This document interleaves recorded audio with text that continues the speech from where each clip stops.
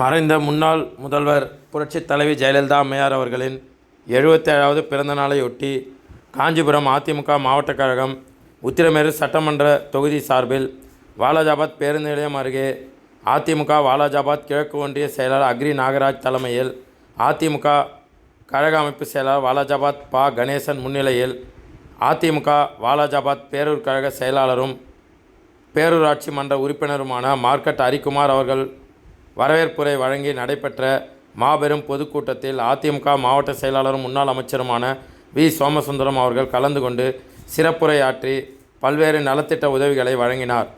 உடன் குன்றத்தூர் ஒன்றிய கழக செயலாளரும் முன்னாள் ஸ்ரீபெரும்புதூர் சட்டமன்ற உறுப்பினருமான மானந்தபுரம் கே பழனி, அனைத்துலக எம்ஜிஆர் மன்ற இணை செயலாளர் காஞ்சி பன்னீர்செல்வம், கழக எம்ஜிஆர் இளைஞர் அணி இணை செயலாளர் எஸ்எஸ்ஆர் சத்யா, கழக மகளிர் அணி துணை செயலாளர் நூர்ஜஹான், அதிமுக மாவட்ட எம்ஜிஆர் மன்ற செயலாளர் ஆர்டி சேகர், மாவட்ட மாணவர் அணி செயலாளர் திலக்குமார், மாவட்ட கைத்தறி பிரிவு செயலாளர் வில்வபதி, மாவட்ட வழக்கறிஞர் பிரிவு செயலாளர் சம்பத், மாவட்ட வர்த்தக பிரிவு செயலாளர் எம் மதன், பேரூர் கழக செயலாளர் மார்க்கெட் ஹரிக்குமார், ஒன்றிய கழக செயலாளர்கள் அத்திவாக்கம் ரமேஷ், களக்காட்டூர் ராஜ், பிரகாஷ் பாபு, தங்க பஞ்சாட்சரம் தருமன், திருவந்தார் முருகன், மாவட்ட அம்மா பேரவைத் தலைவர் தென்னேரி வரதராஜலு, மாவட்ட இளைஞரணி பொருளாளர் ஐயம்பேட்டை ராஜு, மாவட்ட அம்மா பேரவை இணை செயலாளர் உள்ளாவூர் பிரபாகரன், மாவட்ட எம்ஜிஆர் மன்ற இணை செயலாளர் நடராஜன்,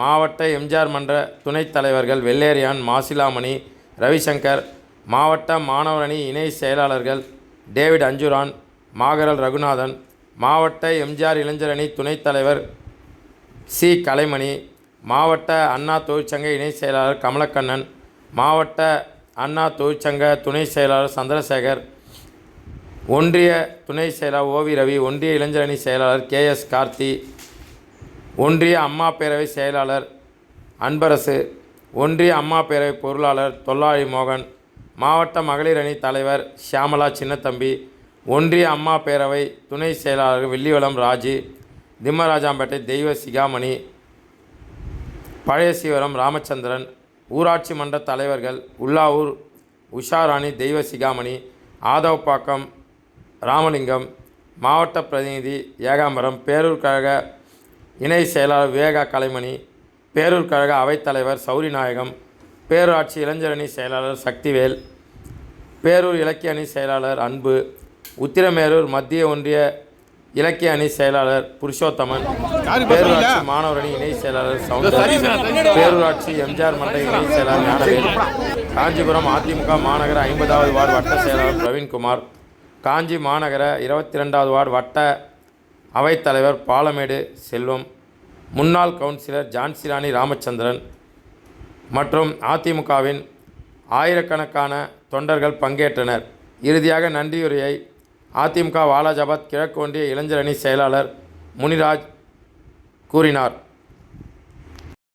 பல்வேறு நிலையை மாய வேலை ஏற்படுத்துகிறார் பார்க்குறேன். எங்க எல்லாம் ஒன்னா இல்லைங்களேன், ஒன்னா கட்சியே எடப்பாடியார் கையில் தான் இருக்குது. அண்ணா அதிமுகவே எடப்பாடியார் கை திருக்கரங்களில் தான் இருக்கு. ஆனால் தேவையில்லாமல் நடக்கிறது. இந்த ஆட்சி ஒழிய வேண்டும்.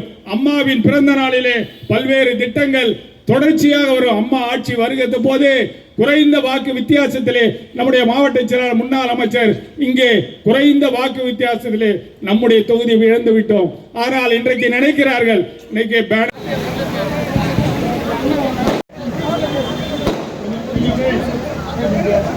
அனைத்திந்திய அண்ணா திராவிட முன்னேற்றக் கழகம் மக்களுக்காகவே இயங்கும் என்று சொல்லி மக்களால் நான் மக்களுக்காகவே நான் என்று வாழ்ந்து இன்றைக்கும் நம்மோடு வாழ்ந்து கொண்டிருக்கிற இதய தெய்வம் புரட்சி தலைவி அம்மா அவர்களின் 77வது பிறந்த நாள் விழாவை நாம் இன்றைக்கு கொண்டாடி கொண்டிருக்கிறோம். புரட்சி தலைவி அம்மா அவர்கள் இருக்கும் போது எப்படி சொன்னாரோ அம்மா அவர்களுடைய வாக்கை தான் இன்றைக்கும் அதிமுக தொண்டர்கள் முன்னிறுத்தி மக்கள் நல திட்டங்களை இன்றைக்கு செய்து கொண்டிருக்கிறார்கள். இன்றைக்கு தையல் மிஷின்களோடு பெண்கள் எல்லாம் அமர்ந்திருப்பதை பார்க்கின்ற பொழுது புரட்சி தலைவி அம்மா அவர்கள் பெண்களுக்கு என்னென்ன செய்தார் என்பதை எல்லாம் என்னுடைய நினைவுக்கு வந்து செல்லுகிறது. கடந்த சில தினங்களுக்கு முன்னாலே புரட்சி தலைவி அம்மா அவர்களின் பிறந்த நாளை முன்னிட்டு பத்திரிகைகளிலே சில செய்திகள் வந்திருந்தன. அதிலே ஒரு செய்தி, புரட்சி தலைவி அம்மா அவர்கள் போயஸ் கார்டனில் இருந்து தலைமைச் செயலகத்திற்கு தினமும் செல்லுகின்ற பொழுது வழியிலே ஒரு பெண் அண்ணா இங்க பாருண்ணா சதீஷா கை கொஞ்சம் கீழே இருக்கு தலைவரா அண்ணா இங்க பாருண்ணா தலைவரா தாத்தா கை நீட்டா தாத்தா சதீஷா கை கீழே இருக்கு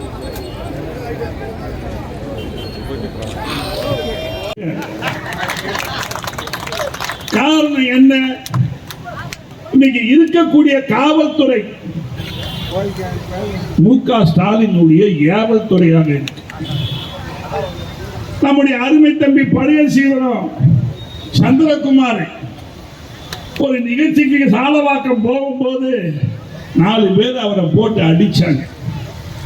5 நாளாவது இன்னையோட அந்த இன்ஸ்பெக்டருக்கு 4 வாட்டி நான் பேசிட்டேன், எஸ்பி இன்ஸ்பெக்டருக்கு பேசிட்டேன், எஸ்பிக்கும் பேசியாச்சு. இதுவரை ஒரு மயிரியம் புடுங்கல. காவல்துறை என்ன பண்ணிட்டு இருக்கு? ஆனா இன்னைக்கு அதே ஒரு தம்பி சஞ்சய், அந்த சஞ்சய் மேல இன்னைக்கு வழக்கு போடுங்கன்னு சொல்லி திமுக காரன் போய் நிக்கிறான். என்னடா வழக்கு போட சொல்றான்னு பார்த்தா பாலியல் வன்கொடுமையில போடுங்க. திமுக காரன் சொல்றான். புத்தி எங்கேயாவது போதா பாத்தீங்களா? அவன் புத்தி போவா. திமுக காரன் புத்தி எப்பவுமே மாறாது. என்ன நடந்தது விசாரிங்க. இங்கதானே இருக்குது நேரு நகரு. அந்த தெருவில் போய் இருக்கிற மக்களை விசாரிங்க. இங்க இருக்கிற தாசில்தார் இருக்கிறாரு, ஆர்டிஓ இருக்கிறாரு, டிஆர்ஓ இருக்கிறாரு. போய் அங்க என்ன நடந்தது விசாரிச்சுட்டு அப்புறம் நீங்க வழக்கு போட்டிருக்கணும், கேஸ் போட்டிருக்கணும். ஆனா இன்னைக்கு அவர் மேல மட்டும் வழக்கு போட்டிருக்கீங்க. நல்லா ஞாபகம் வச்சுக்கீங்க. நாளை காலை 10 மணிக்குள்ள ஆப்போசிட் மேல நீங்க வழக்கு போடலன்னா நாங்க பெரிய போராட்டம் நடத்துவோம். ஞாபகம் வச்சுக்கீங்க. நாங்களும் காலையிலே கேஸ் கொடுத்திருக்கிறோம். அந்த பெண்ணு மேல நாங்களும் கேஸ் கொடுத்திருக்கிறோம். நீ உடனடியா அந்த பொம்பளை மேல நீ கேஸ் போடலன்னா நாளைக்கு விபரீதமான ஒரு நிகழ்வு இந்த வாலாஜாபாத்திலே நடைபெறும். ஞாபகம் வச்சுக்கீங்க. என்ன நீங்க அப்படியே என்ன நீங்க அந்த அறிவாளத்தினுடைய அடிமையா இருக்கிறதுக்கு என்ன காரணம்? திமுக அடிமையா இருப்பதுக்கு என்ன காரணம்? நீ எஸ்ஐ, நீ காவல் ஆய்வாளர், ஒரு பொதுவானவர். என்ன தவறு? யார் தவறு செய்தாலும் நடவடிக்கை எடு. நாங்க வேணாம்னு சொல்லல, நாங்க தடுத்து நிறுத்தல. தவறு செய்தவர்கள் மீது நடவடிக்கை எடு. ஆனா தவறு செய்யாத மேல நடவடிக்கை எதுக்கு எடுக்கிறீங்க? காவல்துறை போய் அந்த வேலையை பாருங்க. எங்க அண்ணன் என்ஆர் பழனி வீட்டுல திருடு போய் இந்த ஆட்சி 4 வருஷம் மேல ஆச்சு. இன்னும் ஒன்னுத்தையும் கண்டுபிடிக்கல. ஒரு குற்றவாளியும் நீங்க கண்டுபிடிக்கல. அப்ப என்ன பண்ணிட்டு இருக்கீங்க? காவல்துறை என் தாய் புரட்சி தலை அம்மாவுடைய கையில இருக்கும் போது எப்படி இந்த காவல்துறை சிறப்பாக செயல்பட்டது? புடிக்க முடியாத வீரப்படை புடித்து காட்டிய தலைவி புரட்சி தலைவர். அது மட்டுமல்ல, என் தாய் புரட்சி தலை அம்மா ஒவ்வொரு காவல்துறை அதிகாரியும் ஸ்ட்ரெயிட் ஃபார்வர்டா இருக்கணும், உண்மையானவர்களா இருக்கணும், மக்களுக்கு சேவை செய்யக்கூடியவர்களாக இருக்கணும். அப்படி மக்களுக்கு தேவையில்லாத ஒன்று பண்ணாங்கன்னா அடுத்த நாளே அவளை மாற்றக்கூடிய சக்தி தேடி இருக்கக்கூடிய தலைவர் புரட்சி தலைவர் அம்மா. இன்னைக்கு முடியுமா? இன்னைக்கு முதலமைச்சர் மு.க. ஸ்டாலினால் முடியுமா? முடியாது. கேட்டா இன்னைக்கு தமிழ்நாடு முதன்மை மாநிலம். என்ன முதன்மை மாநிலம்? இன்னைக்கு தமிழ்நாடு கடன் வாங்கியதுலதான் முதன்மை மாநிலமாக இருந்துகிட்டு இருக்கு. கடந்த 10 ஆண்டு காலம் அதிமுக ஆட்சி 2011 புரட்சி தலைவர் அம்மாவுடைய ஆட்சி காலத்திலே இருந்து அண்ணன் எடப்பாடி ஆட்சி முடியும் வரை அதிமுக நிதிநிலை அறிக்கையை நீங்கள் பார்த்தீங்கன்னா தெரியும். 4,56,600 கோடி ரூபாய் கடனாக வைத்து விட்டு வந்தோம். 4 லட்சம் கோடி தான், 4 லட்சம் கோடி ஏறத்தாழ. ஆனா அத்தனை கோடிகள் நாங்கள் 10 ஆண்டுகளை வாங்கி இருந்தாலும் கூட படிக்கின்ற மாணவர்களுக்கு லேப்டாப்பை கொடுத்தோம், படிக்கின்ற மாணவர்களுக்கு சைக்கிளை வழங்கினோம்.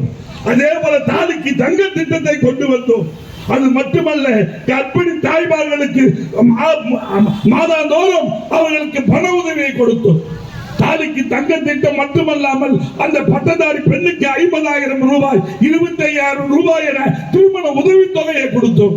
கிராமப்புறங்களிலே பசுமை வீடை கட்டி கொடுத்தோம், ஆடு மாடுகளை எல்லாம் வாங்கி கொடுத்தோம். இத்தனை திட்டங்களையும் அதிமுக ஆட்சியில, அம்மா ஆட்சியில, எடப்பாடி ஆட்சியில நாங்க செய்தோம். நீங்க இப்ப 4,22,000 கோடி கடனை வாங்கியிருக்கிறீங்க. வருஷத்துக்கு 1,00,000 கோடி நீங்க கடனை வாங்கியிருக்கீங்க. கடனை வாங்கி இந்த மக்களுக்கு நீங்க செய்திருக்கக்கூடிய திட்டம் என்ன சொல்லு பாப்போம். இந்த பாலாத்தை அடிச்சு போச்சு, வெள்ளத்துல அடிச்சு போறதுக்கு 2 கோடி ரூபாய் செலவுல விட்டா ஒரு இடத்தை போட்டு முடிச்சுக்கிறீங்க. அதுதான் நீங்க செய்திருக்கக்கூடிய சாதனையா சொல்லுங்க பாப்போம். ஏதாவது மக்களுக்கு திட்டம். என் தாய் புரட்சி தலைவர் அம்மா அவர்கள் பொங்கல் பண்டிகைக்கு 100 ரூபாயை கொடுத்து ஆரம்பித்த அந்த திட்டத்தை எங்கள் அண்ணன் எடப்பாடியார் முதலமைச்சராக இருந்த பொழுது 2,500 ரூபாய் பொங்கல் பண்டிகைக்கு கொடுத்தாரு. நீங்க என்ன பண்ணீங்க? கொடுத்தீங்களா? இந்த பொங்கலுக்கு என்ன ஆச்சு? வரும்னு பார்த்தோம், ஆனா வராமையே போச்சு. எதுவும் வரல.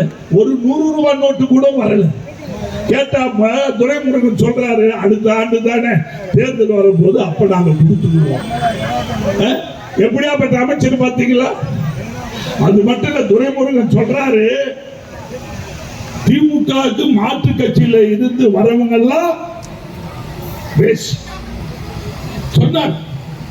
என்ன சொன்னாரு? மாற்று கட்சியிலிருந்து வரவங்க எல்லாம் எப்படிப்பட்டவர்கள் அவர் சொன்னார். விபச்சாரி, விபச்சாரின்னு சொன்னாரு. அப்ப இன்னைக்கு உங்க கட்சியில எத்தனை விபச்சாரி? செந்தில் பாலாஜி, சேகர் பாபு, அப்புறம் கண்ணப்பன், முத்துசாமி, ரகுபதி, சொல்லுங்க பாப்பா. ஆமா, ராதாகிருஷ்ணன், தங்கத்தண்ணி செல்வன், இப்படி எத்தனை பேரு இன்னைக்கு விபச்சாரியா உங்க கட்சியில நீங்க சேர்த்துட்டு இருக்கீங்க. நல்லா நினைச்சு பாருங்க. இப்படிப்பட்ட சொல்லு. அதே மாதிரி தான் சத்யா பேசும்போது சொன்னார், இன்னைக்கு அப்பா அப்பா அப்பான்னு சொல்றாங்க. எப்படி புரட்சி தலைவி அம்மா அவர்களே அம்மா அம்மா என்று மக்கள் சொன்னார்கள். அந்த அம்மா என்ற சொல்லுக்கு 1000 வார்த்தைகள். அம்மான்னா சும்மா இல்லை. அந்த வார்த்தைக்கு, அந்த வார்த்தை வருவதற்கு இந்த நாட்டு மக்களுக்காக தன்னுடைய உயிரையும் தியாகம் செய்த தலைவி புரட்சி தலைவி அம்மா. அதனால்தான் எல்லா மக்களும் அம்மா அம்மான்னு சொன்னாங்க. ஆனா இன்னைக்கு அவர் அப்பான்னு சொல்லுங்க, அப்பான்னு சொல்லுங்கன்னு சொல்லி சொல்ல வைக்கிறார். ஆமா, அவர் 20 வருஷத்துக்கு முன்னையே தாத்தாவாயிட்டாரு. 20 வருஷத்துக்கு முன்னையே தாத்தாவாயிட்டாரு. தாத்தானவர் இப்ப அப்பாவான ஆசைப்படுறாரு. என்ன காரணமோ தெரியல, என்ன காரணம்னு தெரியல. அப்பா ஆகணும்னு நினைக்கிறாரா என்னன்னு தெரியல. ஏற்க எந்த கடமாந்திரமா ஒழிஞ்சு போங்க. இந்த நாட்டை விட்டு ஒழிஞ்சு போங்க. இந்த நாட்டை விட்டு ஒழிஞ்சு போங்க. ஏதாவது ஒரே ஒரு நல்லது சொன்னாரு. இங்க அண்ணன் பாலாஜாபத்தால் சொல்லும் போது சொன்னாரு, நல்லா எழுதி வச்சுக்க, அடுத்த ஆட்சி அதிமுக ஆட்சி 26ல வரும். அப்ப இந்த பாலாஜாபாத்ல ஒரு கலைக்கல்லூரி கண்டிப்பா நாங்க கொண்டு ஒரு சேலஞ்ச் பண்ணி சொல்றோம். செய்யறோமா இல்லையாப்பா? ஆனா உங்களால முடியுமா? திமுகவால முடியாது. ஏன்னா இன்னைக்கு இருக்கக்கூடிய அவங்க அடிக்கிற கொள்ளைய இன்னைக்கு கீழே இருக்கிற திமுக காரெல்லாம் வெதும்பி போய் நிக்கிறான். இன்னைக்கு பொறுப்புல இருக்க திமுக காரன் நல்லா இருக்கிறான். ஆனா கீழே இருக்கக்கூடிய ஓட்டு போடுற திமுக காரெல்லாம் இந்த ஆட்சி எப்ப ஒழியுமோ தெரியலப்பா, இது டக்குன்னு போகணும், எடப்பாடியாரே மேலுப்பா, அந்த ஆட்சி வந்தாலே போதும்பான்னு சொல்லக்கூடிய அளவுக்கு இன்னைக்கு தமிழ்நாடு இருக்குது. கேட்டா ஸ்டாலின் சொல்ற 200 தொகுதிக்கு மேல நாங்க வெற்றி பெறுவோம். எப்படி வெற்றி பெறுவீங்க? எதை வச்சு வெற்றி பெறுவீங்க? 100 நாள் வேலையை 150 நாளா உழைத்து கொடுப்பேன்னு சொல்லி, சம்பளத்தை உழைத்து கொடுப்பேன்னு சொல்லி தேர்தல் நேரத்தில் வாக்குறுதிகளை கொடுத்து ஓட்டு வாங்கிட்டு போனீங்களே, இன்னைக்கு அந்த 100 நாள் வேலைக்கு செல்லக்கூடியவர்கள் எந்த அளவுக்கு பாதிக்கப்பட்டிருக்கிறாங்க? சம்பளம் கொடுக்கல, 3 மாசமா சம்பளம் கொடுக்கல. வேலை காலையில 7 மணிக்கு போகணும், 2 மணிக்கு 2:30 மணிக்கு வரணும், கை நாட்டு வேலை வைக்கணும், போட்டா எடுக்கணும். எவ்வளவு தொல்லை அதிமுக ஆட்சி காலத்தில். அப்படியா இல்லையே? நீங்க எப்போ ஒன்னாலும் போடலாம், எப்போ ஒன்னாலும் வரலாம், வந்தா உங்களுக்கு சம்பளம் கொடுத்த ஆட்சி அதிமுக ஆட்சி. இன்னைக்கு இருக்கக்கூடிய சூழ்நிலையில நீங்க பாருங்க. இன்னைக்கு போக்குவரத்து இன்னைக்கு நம்ம எல்லாம் டூ வீலர், நம்ம சகோதரர்லாம் டூ வீலர்ல வந்திருக்கீங்க. இந்த டூ வீலர்ல ஓட்டுறதுக்கே நம்ம ஆளு பயப்படுறான். ஏன்டானா இந்த சந்தில 2 போலீஸ் நின்று நடக்கிறான், அதை தாண்டி போனா ஒட்டி வாக்கத்தாண்ட 2 பேர் நின்று மடக்கிறான், பேட்டை பக்கம் போனா அந்த 2 போலீஸ் மடக்கிறான். என்னடானா ஹெல்மெட் இல்ல, அது இல்ல, இது இல்ல, 1000 ரூபாய் கட்டு, 2000 ரூபாய் பயணம் போட்டு காவல்துறையை சேர்ந்தவங்க அந்த வேலை சட்டம் ஒழுங்கு பாதுகாக்கத்தை பாருங்கன்னு சொன்னா இவங்க எல்லாமே வந்து இந்த கேஸ் போடுற வேலையில தான் நீங்க பார்த்துக்கிட்டு இருக்காங்க. நல்லா ஞாபகம் வச்சுங்க, மீண்டும் அதிமுக ஆட்சி 26ல வந்த உடனே ஒரு வண்டியை போலீஸ்கார பிடிக்க கூடாது, பிடிக்க வைக்க விட மாட்டோம். யாரு ஒன்னாலும் கம்முன்னு போகலாம், மோட்டார் சைக்கிள் பயனே கிடையாது. ஆனா திருட்டு வண்டி, லைசன்ஸ் இல்லாத வண்டி அதெல்லாம் பிடிப்பாங்க. ஏன்னா நம்ம வந்து ஆட்சி வந்து நியாயமான ஆட்சி, நேர்மறை ஆட்சி, மக்களுக்கு நல்லது செய்யக்கூடிய ஆட்சி. அதையே இப்ப வந்து இப்படிலாம் வசூல் பண்ணி கொண்டு போய் 1000 ரூபாயை கொடுப்பதற்கு அரசு ஊழியர் சொன்ன வாக்குறுதியை நிறைவேற்றல, விவசாயிகளுக்கு சொன்ன வாக்குறுதியும் நிறைவேற்றல, நெசவாளர் மக்களுக்கு சொன்ன வாக்குறுதியும் நிறைவேற்றல. இன்றைக்கு எல்லா தரப்பு மக்களுடைய கோபம் இன்னைக்கு கொந்தளிச்சு இருக்காங்க. குறிப்பா அரசு ஊழியர்கள் டாக்டர் ஜியோ சங்கத்தை சேர்ந்தவர்கள் கூட சொல்றான், என்ன சொல்றான், நம்பி நாங்க கெட்டு போனோம், எங்களால தான் திமுக ஆட்சிக்கு வந்தது, இப்ப எங்களால இந்த ஆட்சி வீட்டுக்கு போக போதும்.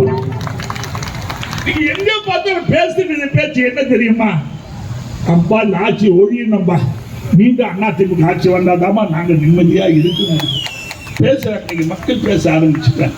இன்னைக்கு பஜார் வீதி கடை, இந்த கடையெல்லாம் பாருங்க, அதிமுக ஆட்சியில எந்த கடவுளையாவது போய் 10 ரூபாய் நாங்க கேட்டிருப்போமா? இல்ல எந்த பிரியாணி கடையிலாவது போய் சாப்பிட்டு விட்டு பில்லு கொடுக்க மாட்டேன்னு அடிச்சு துவச்சிட்டு வந்திருப்போமா? இல்ல. நீங்க எல்லாம் நடக்கும், இந்த ஆட்சியில எல்லாம் நடக்கும். எங்க பார்த்தாலும் கஞ்சா விற்பனை, எங்க பார்த்தாலும் போதைப் பொருட்கள் விற்பனை, எங்க பார்த்தாலும் கள்ளச்சாராயம். அது மட்டும் இல்ல, இப்ப டாஸ்மார்க் அங்கங்க கடையை போட்டுவிட்டு ஹரிக்குமார் உண்மையிலே ஹரிக்குமார் வந்து இந்த அளவுக்கு பேசுவார் நான் எதிர்பார்க்கல. சொல்லுங்க பார்ப்போம். ஒரு கொரோனா காலத்துல 10 மாத காலம் அந்த ரேஷன் கடையில அரிசியில இருந்து, பருப்புல இருந்து, பாமாயில இருந்து இலவசமாக கொடுத்த ஆட்சி நம்முடைய அம்மா ஆட்சி, எடப்பாடியாருடைய ஆட்சி. உங்களால கொடுக்க முடியுதா? நீங்க காசு கொடுத்தா கூட பாமாயில கிடையாது, காசு கொடுத்தாலும் கிரேசன் மண்ணெண்ணெய் கிடையாது. இன்னைக்கு சக்கரை மட்டும்தான் வச்சுக்கிட்டு இருக்கிறான், அரிசி அவனே எடுத்து போயிடுறான், தீர்ந்து போ. இன்னைக்கு எப்படியாப்பட்ட மக்கள் இன்னைக்கு பாதிக்கப்பட்டிருக்கிறாங்க, நல்லா சிந்திச்சு பார்க்கணும். ஒரு பொங்கல் பண்டிகைன்னு சொன்னா வேட்டி சேலை கொடுப்போம், அம்மா ஆட்சியில கொடுத்தோம், தலைவர் ஆட்சியில கொடுத்தோம், அந்த எடப்பாடி ஆட்சியில கொடுத்தோம். இப்ப அந்த வேட்டி சேலை வாங்கறதே விட்டுதான் நம்மால். அதை வாங்கி என்ன செய்கிறது? ஏற்கனவே வந்து அது கண்டல் கோலமா இருக்குது. இப்ப வேற அவன் போட்டுக்கிற அந்த வேட்டி சேலையை பார்த்தா கட்ட பிடிக்குது. அந்த அளவுக்கு ஒரு மோசமான இந்த ஒவ்வொரு திட்டத்திலையும் எப்படி கொள்ளையடிக்க முடியும் அதை தான் இன்னைக்கு வந்து அவங்க யோசித்து கொள்ளடிச்சுட்டு இருக்காங்க. ஆகவே மரியாதைக்குரிய அருமை பெரியவர்களே, தாய்மார்களே, இந்த காவல்துறைக்கு நாங்கள் கடைசியாக எச்சரிக்கிறோம். நீதி தர்மத்தோடு நீங்க செயல்படுங்க. சும்மா இந்த பொய் வழக்கெல்லாம் போட்டுக்கிட்டு இருக்காதீங்க. காலம் மாறும். என் அண்ணன் காந்தியார் சொல்வது போல கால சக்கரம் சுழலும், மீண்டும் நாங்க வருவோம். அதை மனசுல வச்சுக்கீங்க. நியாயத்துக்காக பாடுபடுங்க, மக்களுக்கு உண்மையாக உழைங்க.